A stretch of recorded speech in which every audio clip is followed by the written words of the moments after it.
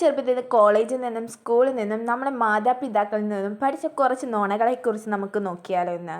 നമ്മളെ ലിസ്റ്റിൽ ഒന്നാമതായിട്ട് വരുന്നത് ജലദോഷവുമായി ബന്ധപ്പെട്ടിട്ട കാര്യമാണ്. നമ്മളൊക്കെ ഒന്ന് തല നനഞ്ഞ് പുറത്തേക്കൊക്കെ പോകുമ്പോൾ നമ്മളെ മാതാപിതാക്കൾ എന്താ പറയുക, തല തോർത്ത് പെട്ടെന്ന് തല തോർത്ത് അല്ലെങ്കിൽ ജലദോഷം വരും എന്നല്ലേ പറയാം. അതൊരു പച്ചമായുള്ള കള്ളമാണ്. ജലദോഷത്തിന് കാരണമാകുന്ന റെനോ എന്ന പേരുള്ള വൈറസുകളാണ്. ഈ വൈറസുകൾ ബോഡി ഫ്ലൂയിഡിനോട് സ്പ്രെഡ് ആയി നമ്മളൊന്ന് തുമ്മുമ്പോൾ അന്തരീക്ഷത്തിൽ എത്തി മറ്റൊരാളിലേക്ക് പകരുന്നു ജലദോഷം. എന്നാലും തല നനയ്ക്കുന്ന ഇത്ര വലിയ നല്ല കാര്യമൊന്നുമല്ല, മുടിയുടെ ഹെൽത്തിനെ അത് ബാധിക്കുന്നുമുണ്ട്. നമ്മളെ ലിസ്റ്റിൽ രണ്ടാമതായിട്ട് വരുന്ന വവ്വാലുമായി ബന്ധപ്പെട്ടുള്ള കാര്യമാണ്. വവ്വാലിന് കണ്ണ് കാണാൻ സാധിക്കുമോ? വവ്വാലിന് കണ്ണുണ്ടോ? വവ്വാലിന് കണ്ണുണ്ട്, കണ്ണ് കാണാനും സാധിക്കും. എന്നാലും മനുഷ്യരെ അത്രയും ക്ലിയർ ആയിട്ട് കാണാൻ പറ്റത്തില്ല. അതുകൊണ്ട് വവ്വാലുകൾ പകൽ സമയത്ത് കാണുന്നുണ്ട്, പല കാര്യങ്ങൾ ചെയ്യുന്നുണ്ട്. എന്നാലും അതിനെക്കാട്ടും മുന്നോട്ട് നിൽക്കുന്ന അവയുടെ എക്കോ ലൊക്കേഷൻ സിസ്റ്റമാണ്. അതുകൊണ്ട് അവർ രാത്രി കാലങ്ങളിൽ കണ്ണുകളേക്കാൾ കൂടുതൽ ചെവികളാണ് ഉപയോഗിക്കുന്നത്. അൾട്രാസൗണ്ട് പുറപ്പെടുവിച്ചുകൊണ്ട് എക്കോ ലൊക്കേഷൻ സിസ്റ്റം മനസ്സിലാക്കിക്കൊണ്ടാണ് അവ ഇരകളെ പിടിക്കാൻ ഏറ്റവും കൂടുതൽ ഉപയോഗിച്ചുകൊണ്ടിരിക്കുന്നത്. എങ്കിൽ പോലും എക്കോ ലൊക്കേഷൻ സിസ്റ്റം വഴി 2 മീറ്റർ മുതൽ 10 മീറ്റർ അകലം വരെയുള്ള കാര്യങ്ങൾ മാത്രമേ വവ്വാലുകൾക്ക് മനസ്സിലാക്കാൻ കഴിയുള്ളൂ. എങ്കിലും ചില വേലുകൾ തിമിംഗലത്തിനൊക്കെ 500 മീറ്റർ അകലെയുള്ള കാര്യങ്ങൾ മനസ്സിലാക്കി സഞ്ചരിക്കാൻ കഴിയുന്നു. നമ്മളെ ലിസ്റ്റിൽ മൂന്നാമതായിട്ട് വരുന്നത് നമ്മുടെ തലച്ചോറുമായി ബന്ധപ്പെട്ടുള്ള കാര്യമാണ്. നമ്മളെ തലച്ചോറിൻ്റെ 5% മാത്രമേ ഉപയോഗിക്കുന്നുള്ളൂ. 100% എടുത്ത് ഉപയോഗിച്ചാൽ നിങ്ങൾ വേറെ ലെവലായിരിക്കുമെന്നൊക്കെ നിങ്ങൾ കേട്ടിട്ടുണ്ടാവും. അത് സത്യമാണോ? എന്നാൽ അത് കള്ളമാണ്. നമ്മളെ തലച്ചോറിൻ്റെ 100% എടുത്ത് നമ്മൾ ഉപയോഗിക്കുന്നുണ്ട്. എന്നാൽ ഒരു കാര്യത്തിന് വേണ്ടി നമ്മൾ എല്ലാ തലച്ചോറും എടുത്ത് ഉപയോഗിക്കുന്നില്ല. അതിനെ 16% മാത്രമേ എടുത്ത് ഉപയോഗിക്കുന്നുള്ളൂ.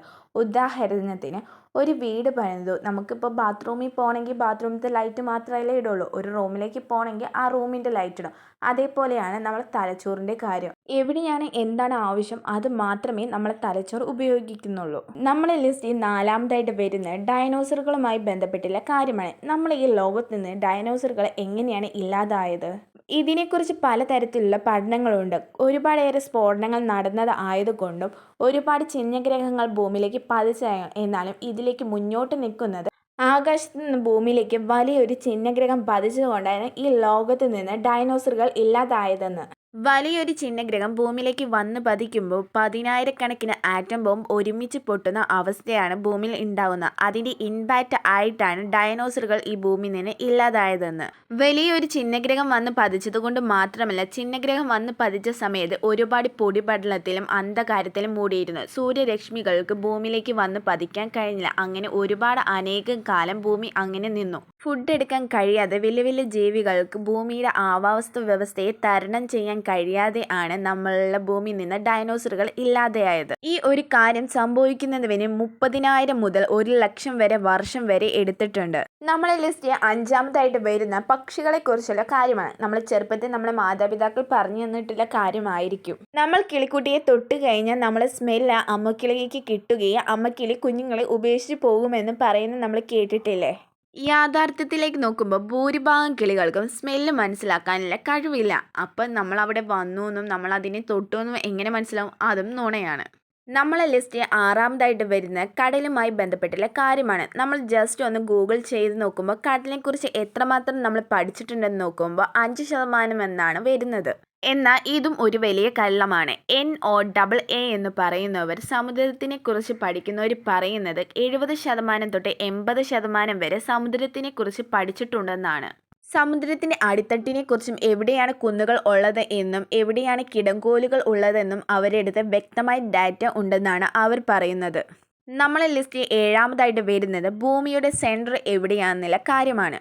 നമ്മളുടെ ഇന്ത്യൻ മെത്തോളജി പറയുന്നത് കാൺപൂർ ആണെന്നാണ് പറയുന്നത് ഭൂമിയുടെ സെൻറ്റർ. ഇനി നേരെ തമിഴ്നാട്ടിലേക്ക് വരുമ്പോൾ ഗൂഡല്ലൂർ ജില്ലയിലെ ചിദംബർ എന്ന സ്ഥലത്ത് ചില ക്ഷേത്രങ്ങൾ ഇരിക്കുന്നിടത്താണെന്നാണ് അവർ പറയുന്നത്. വേറെ ചിലവർ പറയുന്നത് സൗദി അറേബ്യയിലെ മക്കയും കൈബയും അതിൻ്റെ പ്രദേശങ്ങളുമാണെന്നാണ് ഭൂമിയുടെ സെൻറ്റർ എന്ന് പറയുന്നത്. ഇപ്പോൾ ഭൂമിയുടെ സെൻറ്ററിൻ്റെ കാര്യത്തിലും കൺഫ്യൂഷനായാലും നമുക്കൊരു ഉദാഹരണത്തിലൂടെ ഇത് നോക്കാം. നമ്മളെ കയ്യിൽ ഒരു ബോൾ കിട്ടുകയാണെങ്കിൽ അതിൻ്റെ പുറം ഭാഗത്ത് അതിൻ്റെ സെൻറ്റർ കണ്ടുപിടിക്കാൻ പറഞ്ഞാൽ നമുക്ക് എത്ര തപ്പിയാലും കണ്ടുപിടിക്കാൻ കഴിയില്ല. അതിൻ്റെ ഉൾഭാഗത്തായിട്ടായിരിക്കും അതിൻ്റെ സെൻറ്റർ വരിക. അതൊരു ഗോളത്തിൻ്റെ ആകൃതി ആയതുകൊണ്ട്. അതേപോലെ തന്നെ ഭൂമിയും ഒരു ഗോളമായതാണ് ഭൂമിയുടെ അകം ഭാഗത്ത് ആണ് അതിൻ്റെ സെൻറ്റർ വരുന്നത്.